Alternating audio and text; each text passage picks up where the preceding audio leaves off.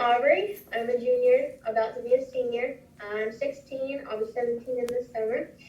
And I so I have the book with me, right? Tell them about your connection to the book. So I remember when Miss Pam, or as you guys probably call her, Miss Blue, when she came up to me and she was telling me about how this was a story that she told Megan and Greyer and Tanner, and how she wanted to not just tell the story, but have something to show them.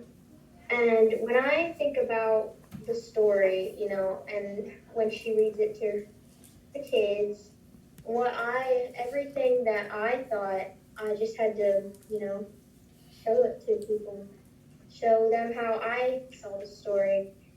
So, and that's what I'm going to read to you. Okay, we're excited. Yeah, so I'm going to make sure we can all see. I'm at school too. My class is over there. I'm in the room next door. Well, we are so thankful that your teacher let you do this for us today. Oh, I know. He's awesome. All right, so let's make sure we can all see that. I don't know how far I need to be. You're fine. You're fine. So yeah. So we have the ugly worm.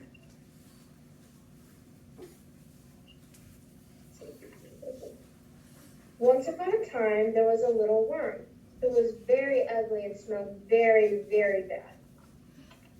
Because he was so very ugly and smelled so bad, the little worm had no friends. All of the other animals and bugs made fun of him and would not let him play with them.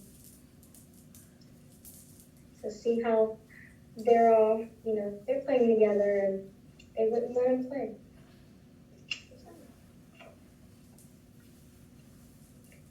Every night, the little worm would climb up into a hole and sleep in a tree, all alone, all by himself. And one night, when the little worm was sleeping in the hole in his tree, it started raining. It rained and it rained and it rained. It rained so much that the water had come all the way up to the little worm's hole, and he floated on a big leaf. So the water had flooded him out of his hole.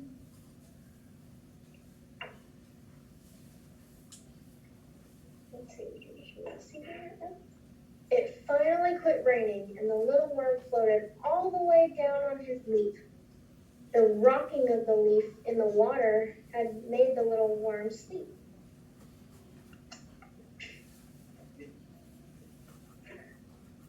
When the little worm finally woke up, most of the water was gone. And in the distance, he could see beautiful colors in the sky.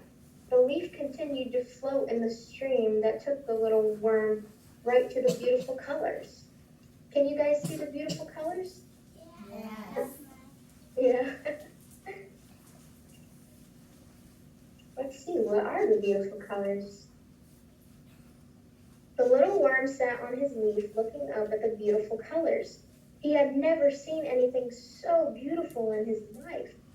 As he sat there, a butterfly flew over to him and landed over on the leaf with him. And the butterfly stared at the worm and finally said, "You are the most beautiful worm I have ever seen." The worm was very surprised and turned to look behind him to see the beautiful worm the butterfly was talking to. But there was no worm behind him.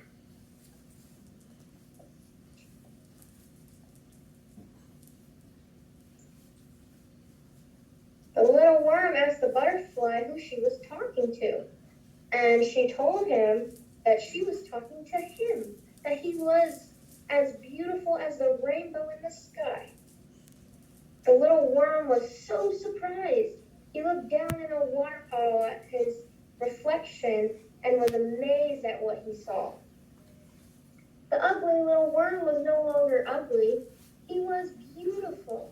And not only was he beautiful, but he was not smelly anymore. So you see, guys? He's all the colors of the rainbow. Pretty.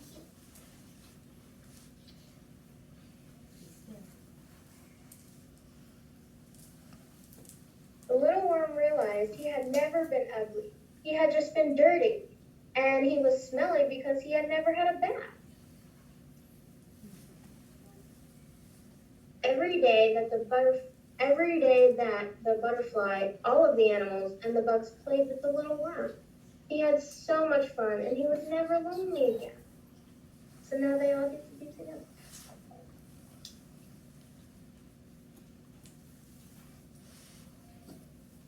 Every night before going to sleep, the little worm would take a bath and wash off all of the dirt, and he was never ugly or smelly again. Ooh, I lost that. The butterfly had a long talk with the little worm and the forest animals and the bugs, and she told them that sometimes we don't really know someone because we only look at them from the outside.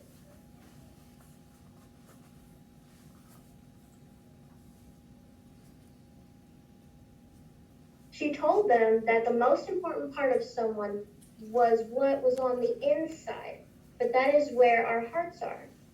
Because, my bad, sorry, let me read that part again. She told them the most important part of someone was what was on the inside, because that is where our hearts are. We should never mistreat someone because of how they look.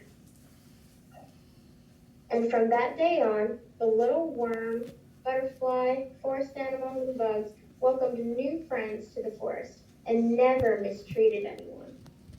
Oh, that is. And they all lived happily ever after. The end.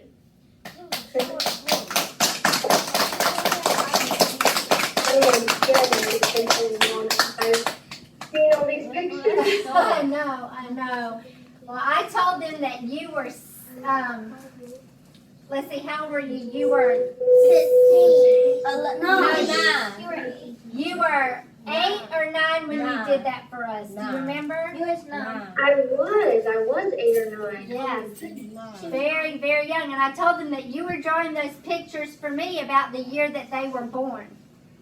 I really, oh, that's right. Because they are all about 7, yes. So I'm 8. it was about the year that they were born that you were doing that for me. So